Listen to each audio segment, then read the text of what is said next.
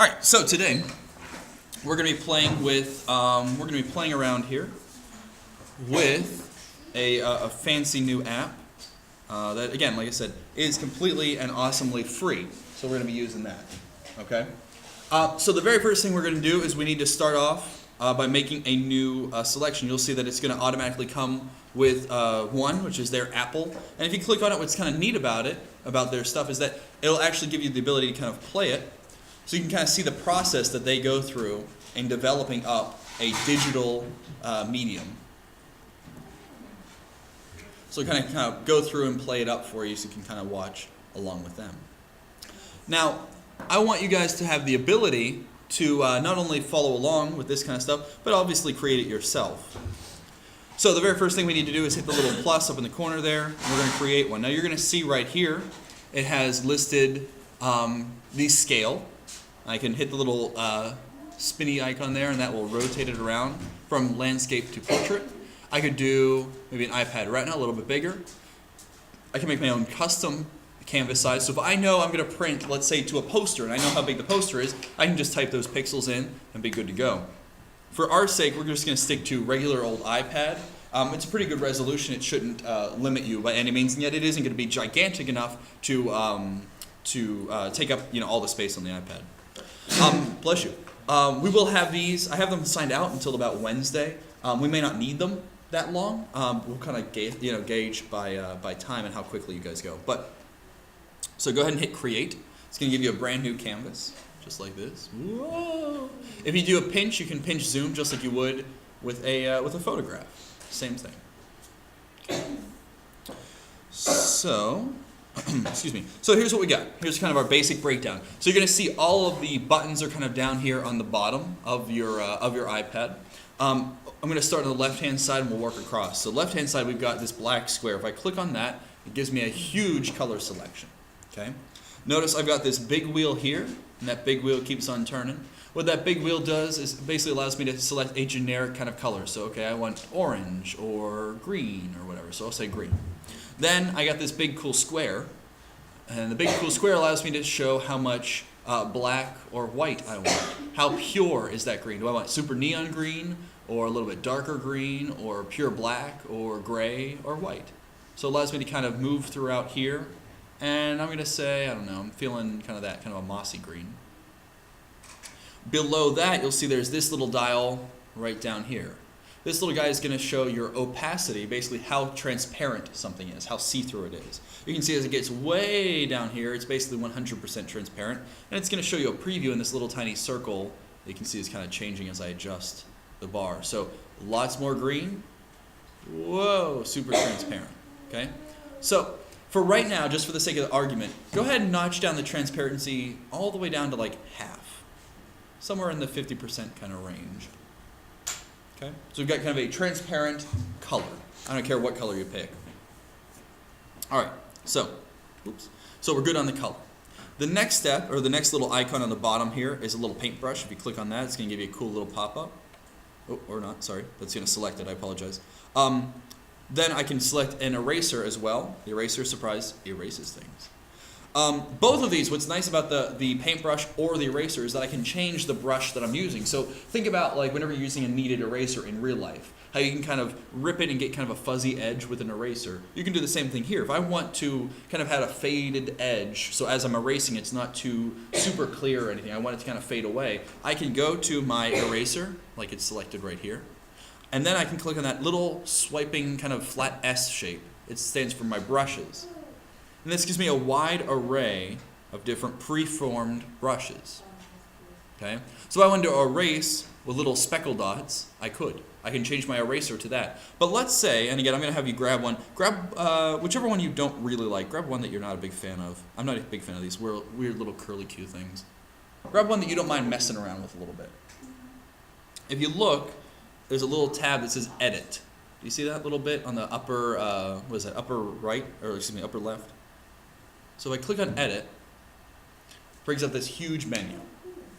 You can go through and using these little dials, and it seems overly complicated, but I promise just by messing around you're going to get it real quick. You can make your own brushes, whether it's for the eraser or for the paintbrush. So like, let's say, for example, I wanted to make, I don't know, ooh, this looks pretty gnarly. I don't know. I want to do something like that. Change the hardness, make it kind of faint, kind of soft.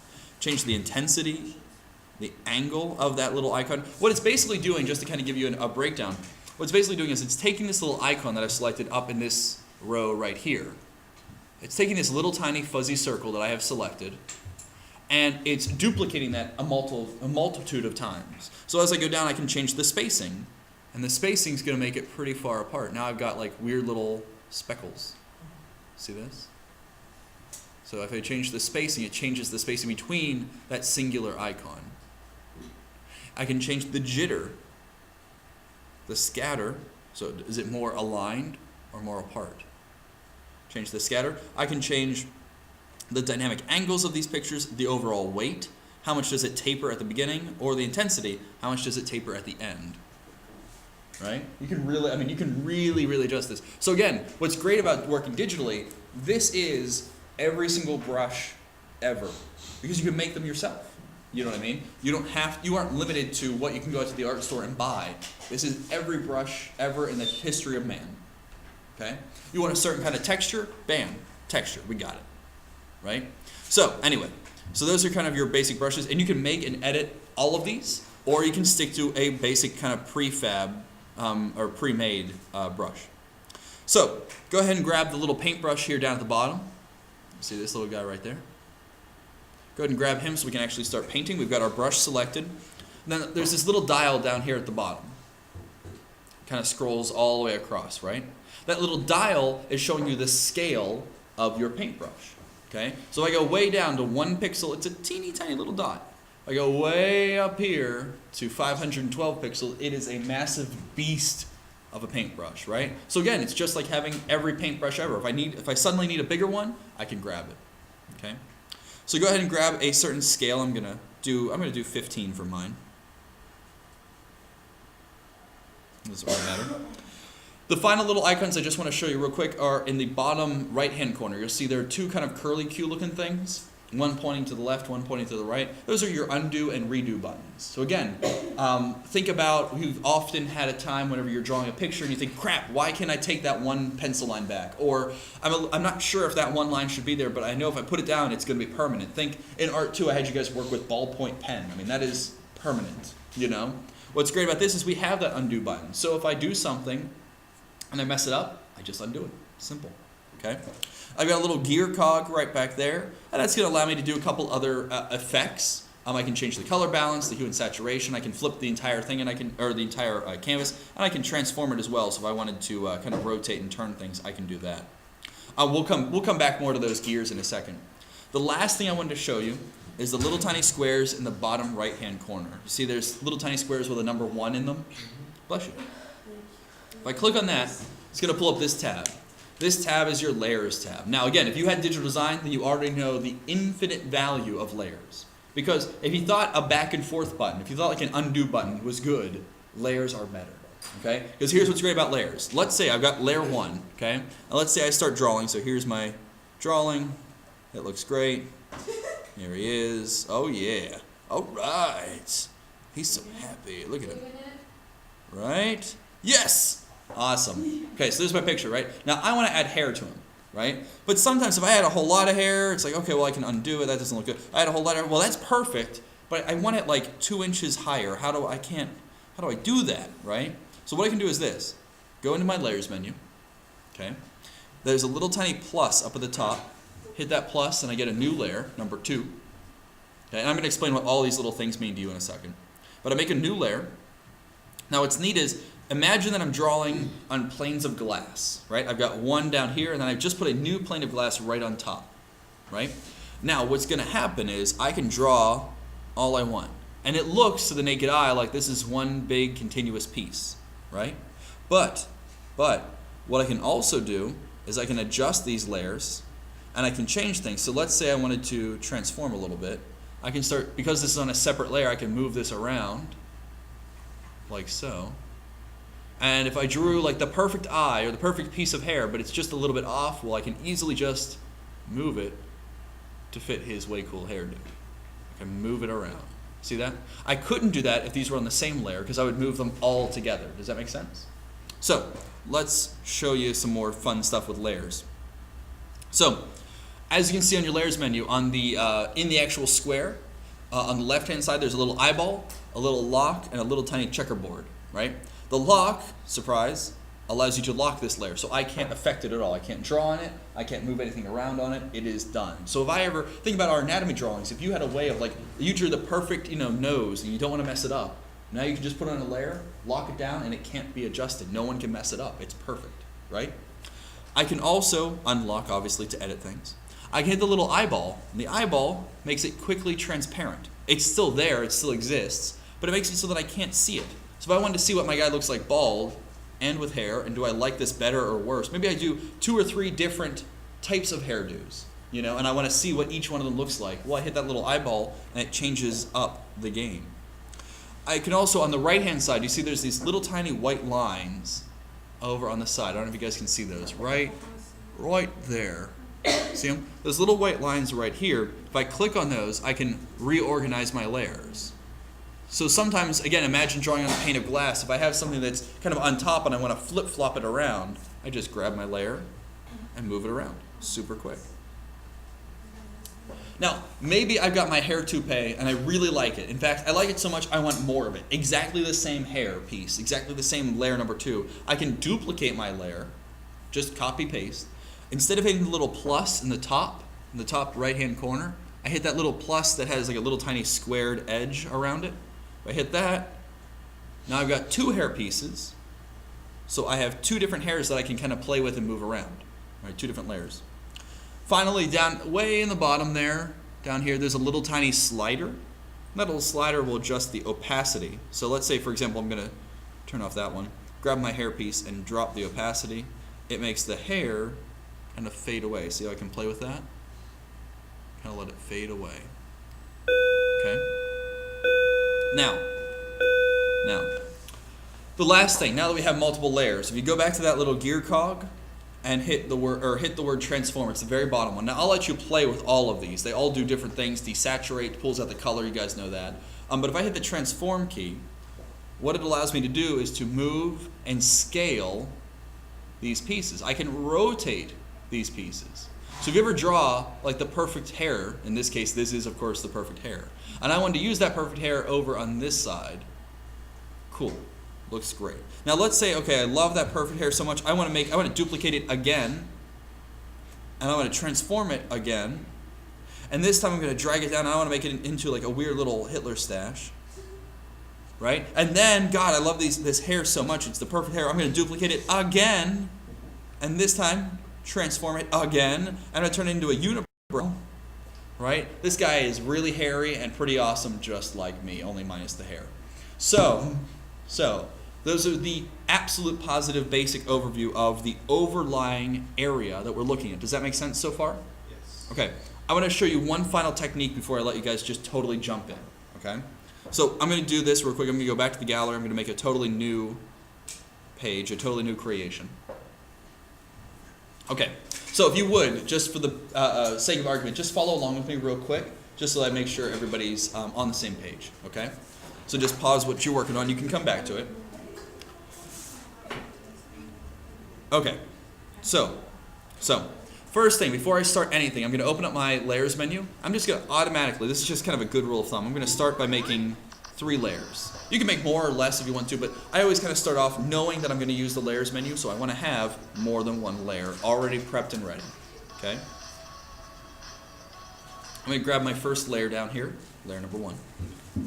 Now, you guys know, I mean, this is Art 3, Art 4. You guys know how to block in, you know how to draw, you know how to sketch, right? But how many times, and this happens all the time, I'm sure, it happened in your anatomy drawing too, how many times are you starting to sketch and you're using charcoal and you're like, I can't erase this stupid, freaking sketch line that's here. I can't get rid of it, right? That's what layers is great at doing. So we block in and we draw. So again, I'm going to grab a different brush here real quick, just to have some fun with it. Grab, whichever one you like. Let me grab that one. I think that's pretty cool. I'm going to grab a cool color here. I'm going to drop that opacity down. And the reason I like to drop the opacity down is, watch this. If I jack up my size here, right? I don't know. If I jack up my size here, what I can do See? So there's kind of my nice faded picture. And notice, as long as my finger is touching the canvas, it doesn't really overlap on itself, right? I can just kind of keep going, and I'm not getting any darker. But the second I pick up my finger and press again, I get a little bit darker. Pick up my finger, press again, now I get a little bit darker. And that's why if I drop that opacity, I can start to get a gradient just by overlapping. It never gets darker. There's no pressure. Do you know what I mean? It's just adding more and more until eventually it gets to 100%, where it's absolutely perfect. You guys see that kind of soft gradient going from one end to the other? Right? So that's kind of an option. What you're going to want to do as you're blocking in, I'm going to use a stylus real quick. What you're going to want to do is, let's say I start drawing. Let's say I was doing anatomy. I'm doing, in Art 1, we're talking about the human portrait. So I'll just draw that real quick. Let's say I start off by blocking in the human portrait looking right at me here. So I'm going to kind of sketch this in. And you could use a smaller brush, obviously. So I'll do just that. I'll drop my scale down a little bit smaller. And I'm going to make sure that my opacity is pretty low here. Okay. So I'm going to start sketching. And it's going to be really light, right? Okay, there's that. It kind of drops down, right? We got 1, 2, 3. That's kind of the jaw. And you guys remember all this stuff. This is bare bones basics for you. Kind of some way cool Superman shoulders. This guy's been hitting the gym. Oop, way too big. I know. So I'm drawing, buddy. I'm drawing you. Throw on some ears. Throw on a cool nose. Cool mouth. Okay. Now, let's say I was drawing this face, right? And I've got my layers built up, right? And I want to get rid of this stuff. Well, again, I can just start drawing on a new layer. Right? As I start drawing over here, I just get rid of this layer. All those sketch lines are gone forever. Okay? But let's go even differently here. How many times, again, anatomy especially, we're working with charcoal. How many times do you think to yourself, man, I really want to do some crazy cool detail on like this eyeball, you know? But it's so small, I can't get my charcoal in there. Well, simply, I just zoom. I can now, change the scale of my brush. Maybe raise up my opacity a little bit. Now all of a sudden I can start sketching the perfect eyeball as, you know, large and in charge as I want it to be. Eyelid. Iris. It seems pretty much exactly like GIMP. It's exactly like GIMP. It's the same exact idea. GIMP, Photoshop, it's all photo editing. It's just a matter of we're actually able to interact with it now with our fingers, which makes it a little more intimate, a little more realistic. Can you add like pictures to this? You can. I'll show you how in a second. So you get the idea, right? So I can get a cool eyeball, zoom back out. It's way too big.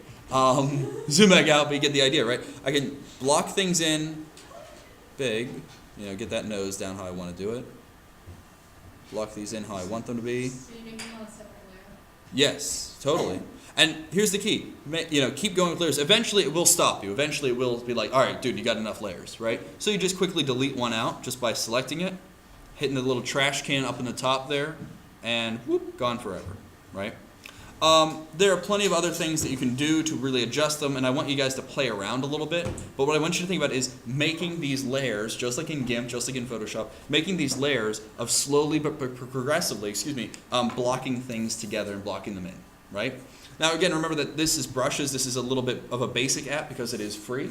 There are a lot of other good drawing apps out there as well if you wanted to invest in them. Like I said, I personally use Procreate. I know plenty of people who use Sketchbook Pro, and they even allow you to like kind of blend and blur your lines. It's kind of cool for like fading and blending if you're into that kind of style. But this is a really good kind of taster test, if you will, to kind of experiment into the world of digital art. Okay?